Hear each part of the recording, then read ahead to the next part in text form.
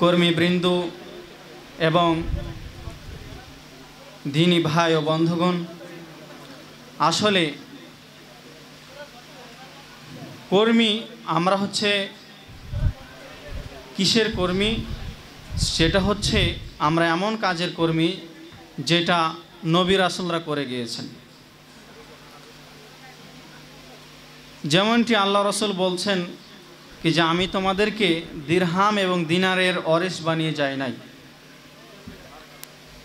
আল উলামা ওয়ারাসাতুল আম্বিয়া, আলেম ওলামাগণ এরা হচ্ছেন নবীদের ওয়ারিস। অর্থাৎ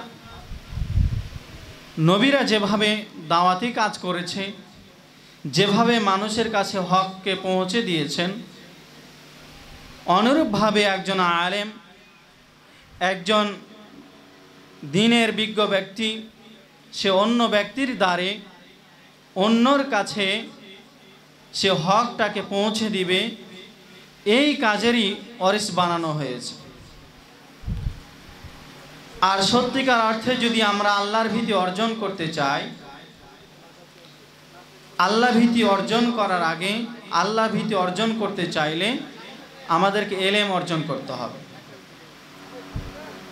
আপনার অন্তরে তখনই আল্লাহ ভীতি অর্জন হবে, আপনি তখনই আল্লাহকে বেশি বেশি ভয় করতে পারবেন যখন আল্লাহ সম্পর্কে আপনার ধারণাটা গভীর হবে, যখন আল্লাহ সম্পর্কে আপনার এলেমটা গভীর হবে।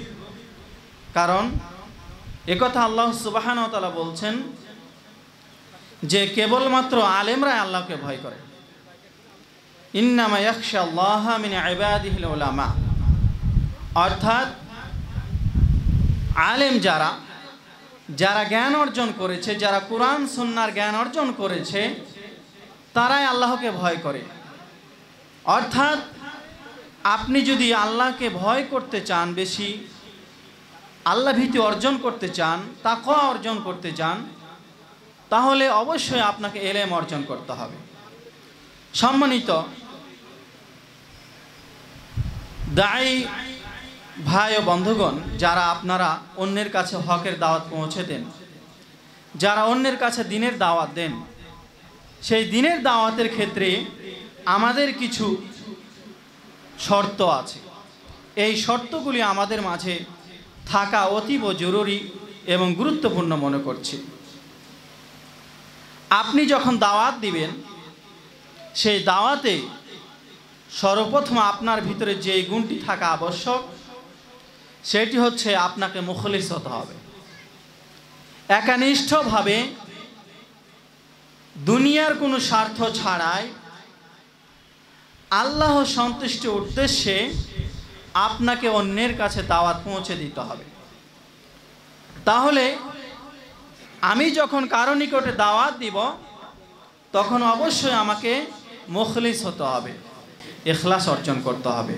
একজন সাহাবী আল্লাহ রসুলকে জিজ্ঞাসা করলেন, হে আল্লাহ রসুল, ঈমান কি?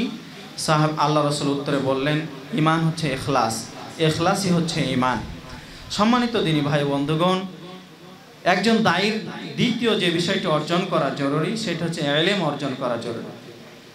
ইমাম বুখারী রাহিমাহুল্লাহ সহিহুল বুখারীতে একটা অধ্যায় উল্লেখ করেছেন। সে অধ্যায়টা হচ্ছে আল ইলমু ক্বাবলা আল কওলি ওয়াল আমাল। আপনি কোনো কাজ, কোনো কথা বলার পূর্বে অবশ্যই আপনাকে সে বিষয়ে ইলম অর্জন করতে হবে।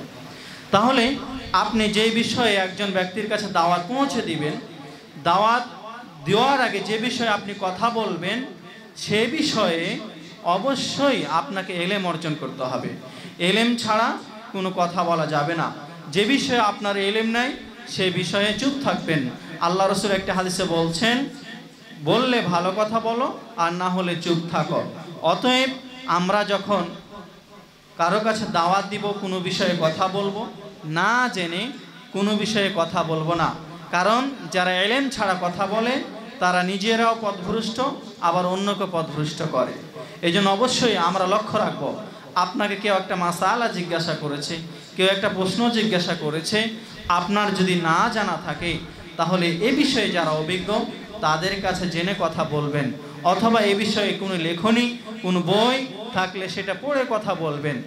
অতঃপর না জেনে কোনো ফতোয়া কাউকে দিবেন না এবং তাকে বিভ্রান্ত করবেন না। আল্লাহ সুবহানাহু ওয়া তাআলা যেন আমাদেরকে বুঝার তৌফিক দান করেন, আল্লাহুম্মা আমিন। সম্মানিত শ্রোতাবিন্দু, একজন দায়ীর জন্য আরেকটি শর্ত খুবই জরুরি, সেটা হচ্ছে মুক্তাদায়ে হাল, অর্থাৎ অবস্থা বুঝে মানুষকে দাওয়াত দিতে হবে। আপনি যে একজন ব্যক্তিকে দাওয়াত দিবেন, সে এই দাওয়াত গ্রহণ করার সে সময় উপযোগী কি না, সে এখন কথা শোনার মতো তার কোনো মন মানসিকতা আছে কি না। অর্থাৎ আপনি এমন সময় একজন ব্যক্তিকে দাওয়াত দিচ্ছেন যে সে বিরক্তিবোধ মনে করছে। সম্মানিত শ্রোতাবিন্দু, যেহেতু সময় শেষ, সালাতে সময় হয়ে গেছে, আজান হয়ে গেছে, আমার সংক্ষিপ্ত